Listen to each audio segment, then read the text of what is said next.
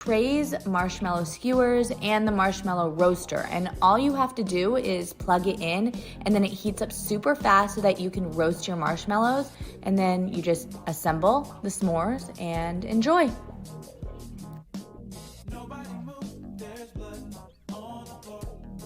Our favorite kitchen finds. It doesn't matter how good you are at cooking, you can make bread that is a 10 out of 10 with this bread machine. It's also so simple and takes just a couple of minutes of prep.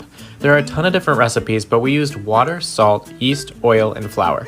Just toss it all in at once, choose between the 15 types of bread you can make, and start it up. The bread machine will do everything else, from mixing and creating the dough to fully rising the bread. After a couple of hours, you'll be thanking us for this recommendation because I promise it's the most delicious bread we've ever had.